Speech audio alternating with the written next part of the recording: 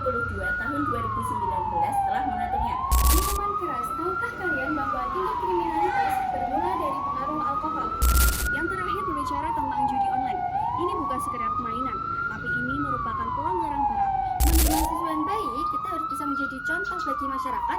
Kalau taat hukum itu harus kita selalu taati dimanapun dan Ada sanksi pidana seperti penjara dan juga denda jutaan rupiah. Yang kedua, catatan Tidaknya itu dampaknya bisa meluas ke masa depan seperti sulitnya mencari pekerjaan.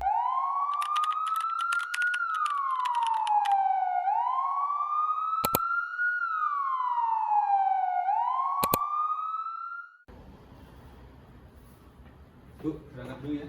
Ya, nggak pakai helm. Gak penting lah. Mari bicara soal keselamatan. Mengapa helm itu penting? Secara yuridis, UU nomor 22 tahun 2019 telah mengaturnya. Tapi lebih dari itu, helm adalah pelindung hak hidup kita. Di jalan raya, kesalahan kecil tidak hanya membahayakan diri sendiri, tapi juga merenggut hak aman pengguna jalan lainnya. Nah, Ibu, arisan dulu ya. Ya, dari dulu. Ya.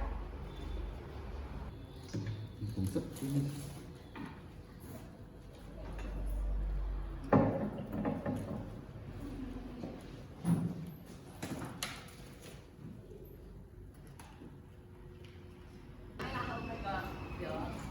Selanjutnya mengenai minuman keras, tahukah kalian bahwa tingkat kriminalitas bermula dari pengaruh alkohol?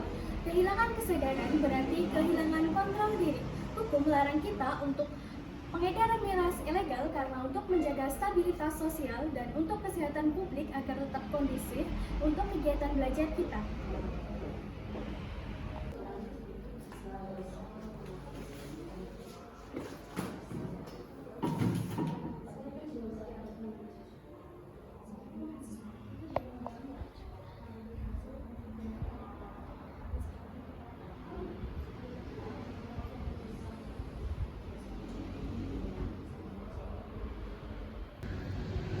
Yang terakhir berbicara tentang judi online.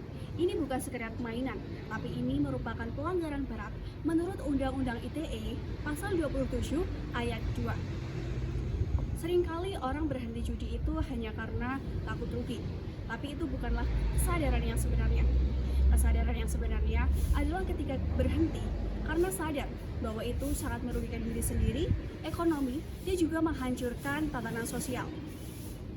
Sebagai mahasiswa, kita jangan merasa hebat karena kita bisa menghindar dari hukum. Tapi justru kita harus menjaga integritas dan kesadaran karena sangat memalukan sekali jika kita terlibat dalam pelanggaran tersebut.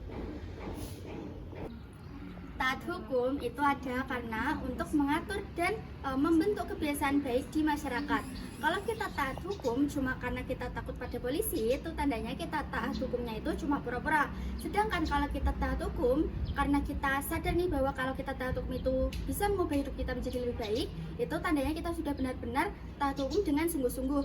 Nah, jadi sebagai mahasiswa yang baik, kita harus bisa menjadi contoh bagi masyarakat. Kalau taat hukum itu harus kita selalu taati dimanapun dan kapanpun. Teman-teman, inilah dampak-dampak nyata yang akan kita terima jika kita melanggar hukum.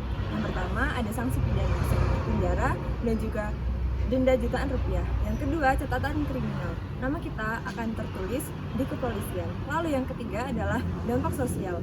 Orang-orang akan kehilangan kepercayaan kepada kita dan juga mereka akan menjauhi kita. Tidak hanya itu, dampaknya bisa meluas ke masa depan seperti sulitnya mencari pekerjaan, beban psikologis, dan juga kerugian ekonomi. Uang habis untuk hal yang sia-sia.